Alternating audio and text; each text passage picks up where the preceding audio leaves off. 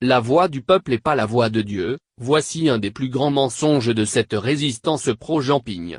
Il crie sur toutes les toitures que la voix du peuple c'est la voix de Dieu pour manipuler les esprits faibles et donner à Jean-Ping une dimension divine dans son combat. Je ne suis pas contre leur compagne pour mettre Jean-Ping au pouvoir, ils ont le droit de se battre pour lui bien que je déplore leur choix. Cependant, je ne suis pas d'accord avec leur manipulation théologique. La voix du peuple ce n'est pas la voix de Dieu et pour ce qui nous concerne au Gabon nous en avons la preuve.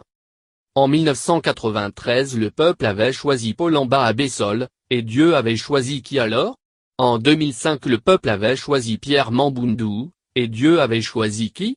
Et en 2009 le peuple avait choisi André Amba Obama, et Dieu avait choisi qui? Quand Dieu choisit un homme il le met au pouvoir avec ou sans l'aide du peuple. Le peuple fait ses choix, mais Dieu a le dernier mot. Vous n'allez quand même pas me dire que Jean-Ping vaut mieux qu'Amba Obama ou Mamboundou, donc c'est son élection à lui que Dieu a prouvé les autres non? Ce serait de l'arrogance, mais vous connaissant, à vrai dire ne m'étonnerait pas.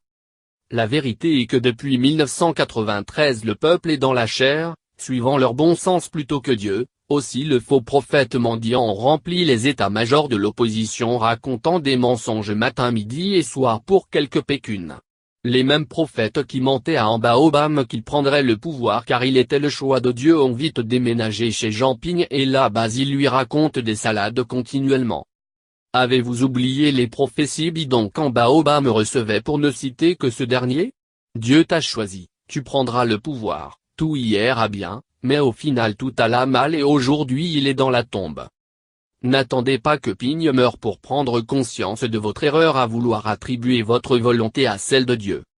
Moi Gobam je vous le dis depuis 2014 encore, Dieu ne veut pas de Ping comme président du Gabon, mais si Ping se repent devant Dieu sincèrement en sortant des loges dans lesquelles il est affilié et en s'engageant devant Dieu pour un Gabon nouveau sans crimes rituels et autres abus, peut-être que Dieu le mettra au pouvoir, mais c'est vraiment peut-être, car contrairement à ce que vous faites croire à ce vieux papa, Dieu ne doit rien à Ping, au contraire c'est Ping qui doit tout à Dieu et c'est lui qui va s'aligner avec le plan de Dieu et pas l'inverse.